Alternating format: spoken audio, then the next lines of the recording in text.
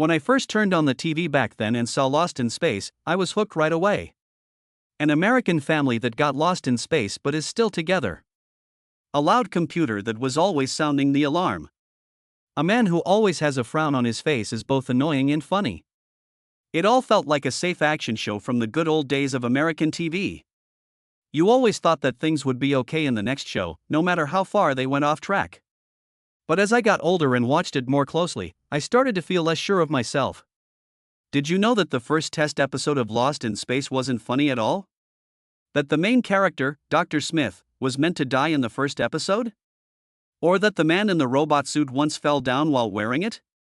Weighing almost 20 kilograms, died just barely from heat shock. Or that the real ending, in which the Robinson family goes back to Earth, was filmed but kept secret because the network didn't want to show it. There were some bad choices made in the boardrooms and an ending that Lost in Space did not want you to see. Today, we are going to show you 12 of those dark corners. 12. Lost in Sea was never just a kid show. Lost in Space is something we remember as being simple and easy. A silly family show that's somewhere between wasting time in the afternoon and mindlessly flipping through channels. Threats of life or death in space are turned into silly farces where characters yell, betray each other, and make mistakes all the time. And yet, no one really pays, and everything is always fixed with a laugh.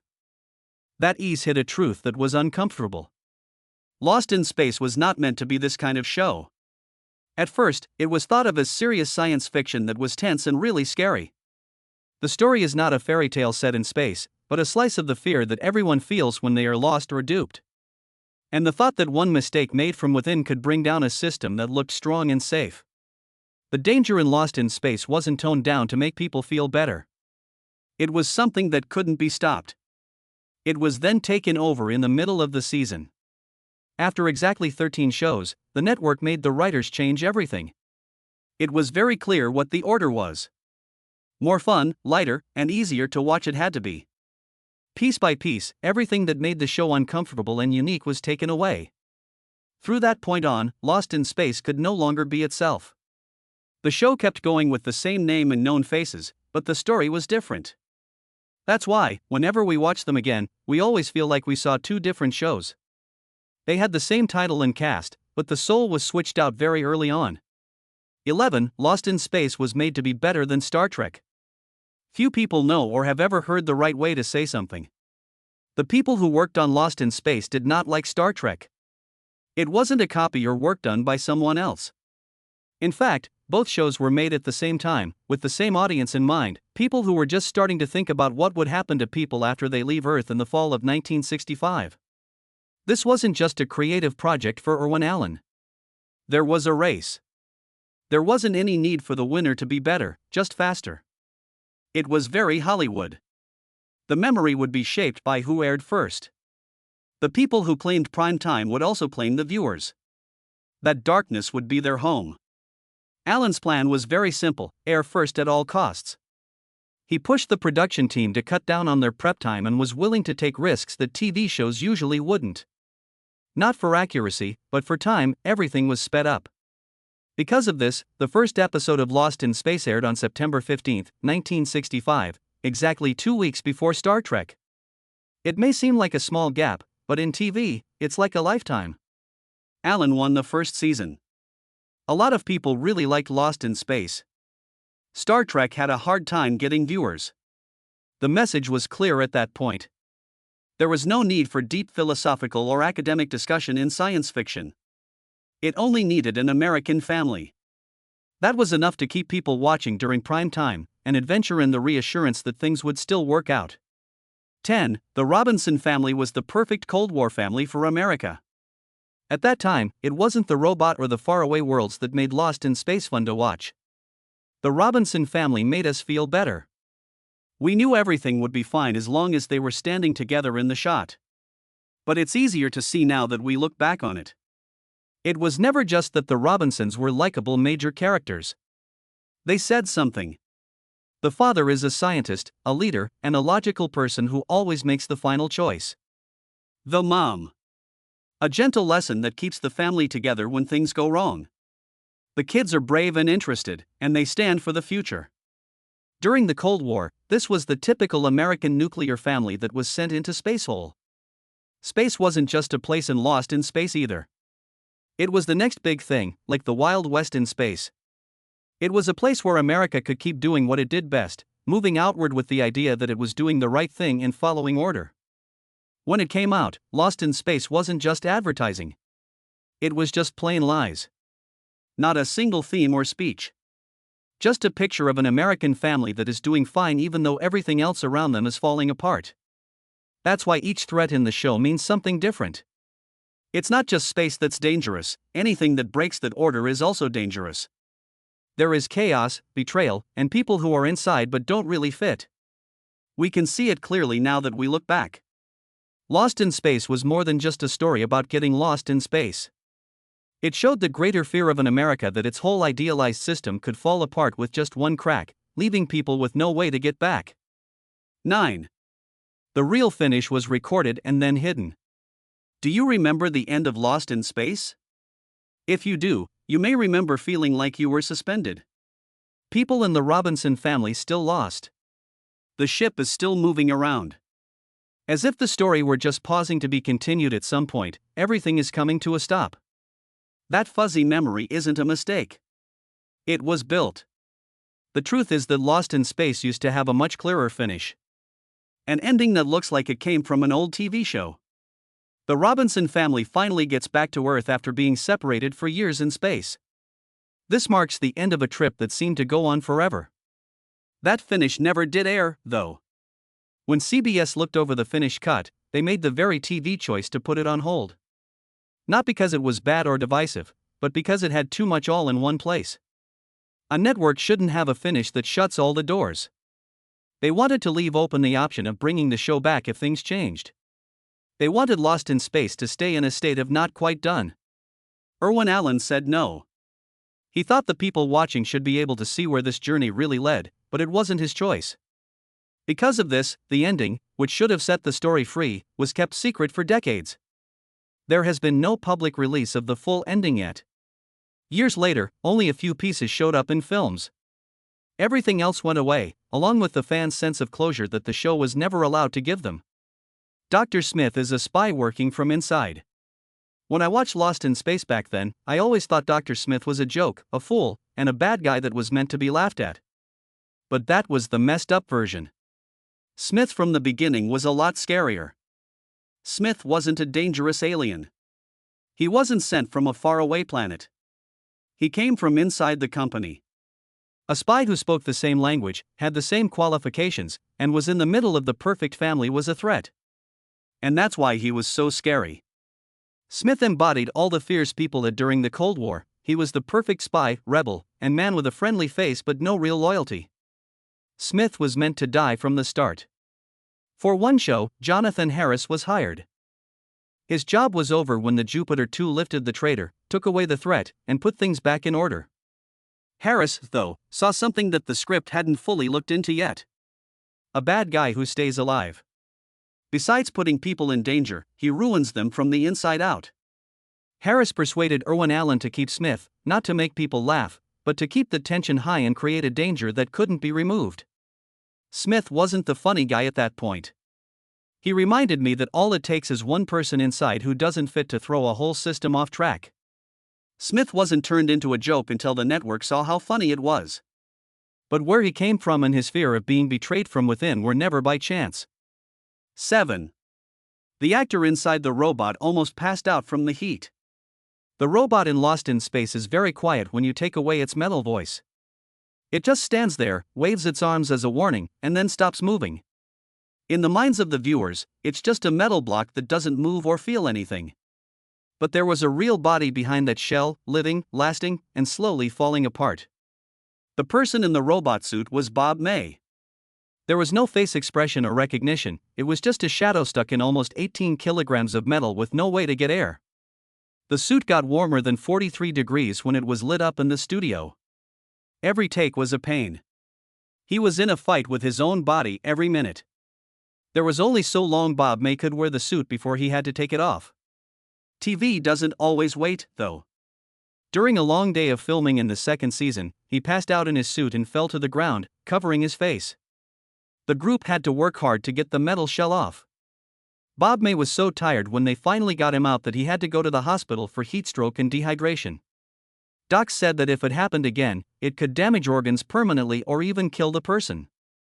After that, Irwin Allen reluctantly let a small fan driven by batteries be put inside the suit. But it was only a temporary fix. For the rest of the series, Bob May got sick from being in the heat all the time. The robot could let people know when it sensed danger, but no one could hear its distress messages. There are some shows that, when watched again, just make us smile at how innocent they were. It's not the same to be lost in space. From where you are now, it looks even scarier the more you look at it. In the first episode of the season, the spaceship is severely damaged when an oxygen tank blows up, destroying the whole system. That exact thing happened to Apollo 13 in 1970. In a different episode, astronauts get stuck on the surface of a planet and can't get back to space. This is a real fear NASA had during the Apollo 11 landing. In some episodes, the steering computers fail, causing the ship to drift off course. This was a problem that the Apollo program had for a long time. Even though this wasn't a true prophecy, there were enough similarities that some NASA engineers later said the events in Lost in Space were scary because they seemed so real. The scientists who worked on the show knew that going to space wasn't a romantic dream, but a bunch of risks piled on top of each other. People laughed at the robot and Dr. Smith, but the show also quietly showed how people could fail, and reality would later prove it. 5. The original pilot was a dark thriller that was never shown on TV. People have never seen a certain version of Lost in Space. It's in an original pilot called No Place to Hide, and it's not funny at all. In this version, Dr. Zachary Smith is a cruel spy who has no charm at all. In the very first show, he dies. The robot isn't there to make people laugh, it just stands there and doesn't say much. The tone is heavy, tight, and squashed. It was more like a drama about the Cold War than a family show for lunchtime TV. When leaders at CBS saw the pilot, there was almost instant feedback. It's too heavy. Not good enough for kids. They didn't argue about quality. They talked about feelings. And they thought that feeling was dangerous. Irwin Allen had no choice but to give in. He made it less harsh and added things that were easier to understand. The fact that the first 13 shows still had the same feel is telling. There was real danger. What people did had effects. The characters had to make tough moral decisions. After that, when more network notes came in, did Lost in Space really get upset? But between the unaired pilot and the first 13 episodes, the show was what it was supposed to be, a serious story about getting lost. Not just in space, but also in the way people believe. Guy Williams, the leader who was pushed to the side. We think we know who the main character is in Lost in Space right away, the man in the middle of the shot. Those who decide what to do. The dad who keeps the family together. John Robinson seems to be the most important person in the story, and Guy Williams played him as if that was his job. But that situation started to slip away when the show changed its course. John Robinson's time on screen slowly decreased. His speech got less dense. Dr. Smith, played by Jonathan Harris, was given important choices and became more and more the center of attention. While Harris got flowery lines and a lot of screen time, Williams slowly turned into the guy standing next to him. Angry feelings grew. Williams left the job site more than once, went on strike, and spoke directly with Irwin Allen. He kept getting the same answer, though. I no longer have the power. Now, CBS was in charge of running the show. Through the third season, Williams no longer tried to hide how unhappy he was. He went to set, said his lines, and then left. There were no arguments or fights. Only the emptiness of an actor who knew that the show he cared about had gone in a direction that didn't leave room for three. A popular belief about old TV shows is that even though they had high ratings, they were still cancelled. Bad shows end, but good ones live on. That idea is wrong, as shown in Lost in Space. The show has always been in the top 25 most watched shows, across all 3 seasons. There won't be any wild changes or sudden lack of importance. Its third season, especially Lost in Space, had a 21% viewer share, which means that for every 5 TVs that were on, more than one was tuned to this show. Even though that was a big number for American TV at the time, the show was still cancelled. It had nothing to do with the watchers. It had to do with numbers. The cost of making each show had gone up to about $180,000, which was a lot of money in the late 1960s. CBS wanted to cut costs everywhere, so they told the show's producers that they would only revive it if the budget could be cut to $120,000 per episode. Irwin Allen said no, not because he was proud, but because he knew what it would mean to accept. There were no sets, effects, or exciting moments. A show that had lost everything that made it real was just a hollow shell. CBS didn't try to make a deal. There will be no trials or slow cuts. They called it off completely. Lost in Space was one of the few shows that was dropped not because it wasn't good, but because it cost too much to keep going. 2. The court case about Angela Cartwright's education. While people on the network fought over money, a child was involved in a quiet fight. Angela Cartwright was not very old when she played Penny Robinson. California labor law said she had to go to school for at least 3 hours every day while the movie was being made. CBS agreed on paper. In reality, Lost in Space's shooting plan broke the rule many times. At first, the violations were not taken seriously. Lost an hour. One meeting was pushed back. One thing though. But it took place too often. Angela's folks started to make complaints. CBS did what they always do and paid fines. It worked at first, but then it stopped. The beginning teacher wrote down every violation and gave the records to the labor officials. CBS could now be charged with a crime for knowingly ignoring laws that protect children from working. The production plan wasn't changed until after that. But the harm was already done. Costs going up too much. And one more reason why the network thinks Lost in Space is a bad thing. There isn't a clear bad guy in this story. There is only a system that kept pushing the limits until it hit something that couldn't be worked around. 1. There was a script for a reunion movie that was never made. It might not have been the fact that Lost in Space was cancelled that hurt the most, but the fact that it almost had a chance to make things right. In the 1980s, Irwin Allen hired a writer to write a story for a reunion movie. It was 15 years after the story took place. The Robinson family had not yet come back to Earth. Each of the kids had their own family when they were young. And Dr. Smith was said to have changed, but he was still selfish in that very Smith-like way. The main cast read the script and liked what they saw. A TV special was also something CBS was interested in. Lost in Space had a real chance to get a good ending for the first time in years.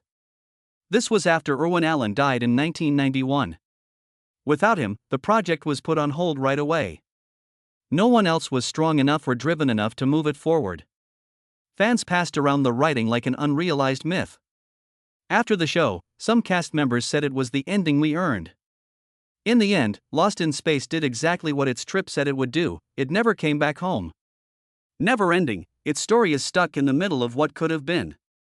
A science fiction story that was supposed to look at betrayal fears and how a system can fall apart from a single flaw was lost by that system itself. Turned. Directed to. Not having the right to end. Our family did come back to Earth, but we were never allowed to see it. Dr. Smith was supposed to pass away, but made it through to watch the whole show. There used to be a reunion story, but no one was left who could make it happen. So, Lost in Space lives up to its name better than any other show: Lost in Space, Lost in Human Decisions, and Lost from the idea that made it possible. If Lost in Space was a part of your life, tell us what you remember most about it. Don't forget to like, share, and subscribe if you want to keep reading about the secret stories behind the golden age of TV.